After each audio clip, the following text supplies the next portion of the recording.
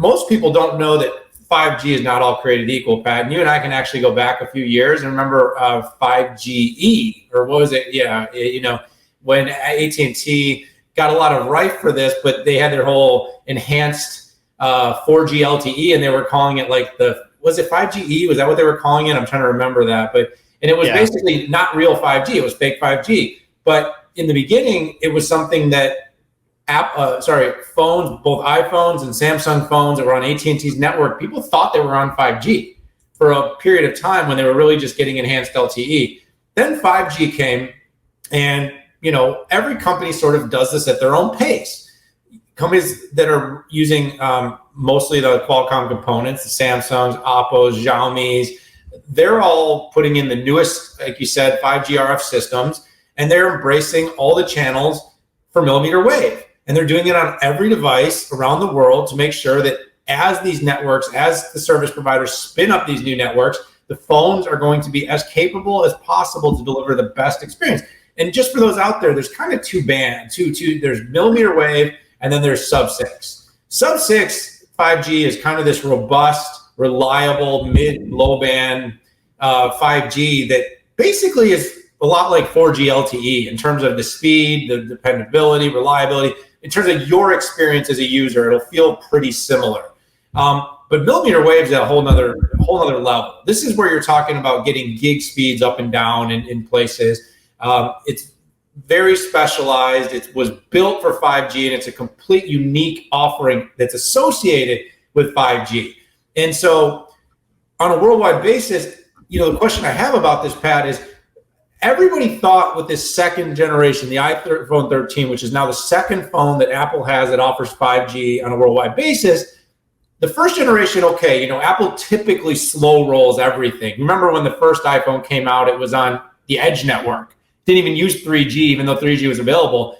Now we're all the way to 5, and millimeter wave is established. It's been deployed on all these devices for a long time, Pat. We're on a second launch, and this isn't only a second launch, but this is a super cycle. This is the 13. This isn't the 12 Plus Pro Max interim launch. And yet again, for whatever reason, Apple decided on a global basis, it did not need to deliver millimeter wave, meaning basically anybody that buys an international Apple iPhone 13 is still going to be essentially using the sub-6 version of 5G, which again will feel a whole lot like the LTE experience that they'd had prior. And so this is where you look at lagging innovation. It's not that the company can't do it, because they have the relationship with Qualcomm. They have the internal silicon building that they're doing. They could have developed a millimeter wave because they're doing it in the US, Pat. They're doing it in the US, and people in the US already get this experience, but they're basically saying we're going to give you the lowest possible quality 5G experience on the globe to this 22% market share that we have. And here's my bet, Pat.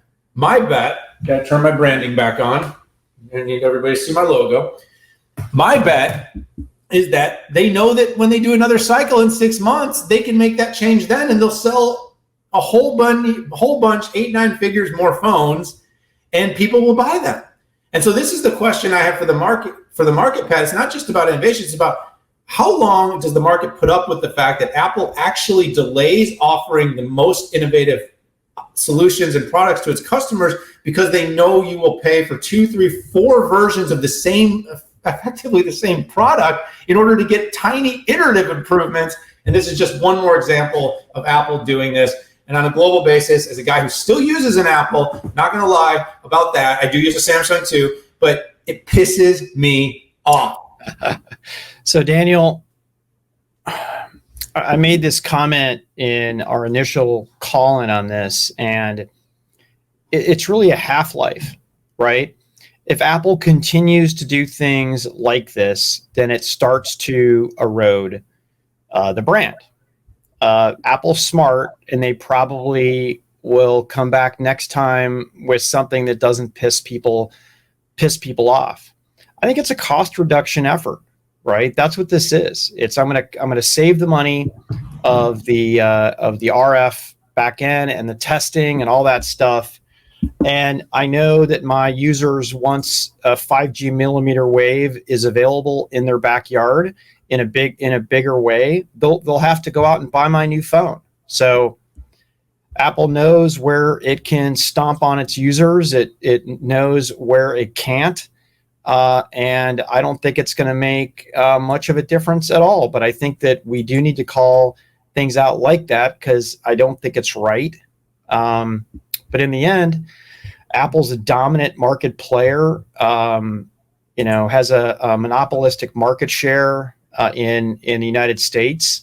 And it's just leveraging what it can do because it can. Absolutely. Well, you think they do the opposite then? They'd give less in the US where they have dominance, and they'd give more globally to try to convince people. I can't figure it out entirely, Pat, but everything you mentioned is correct. Maybe it's about margins. Maybe it's about cycles and more sales, more revenues, greater returns to shareholders. But what it isn't about is it isn't about being the most innovative company on the planet.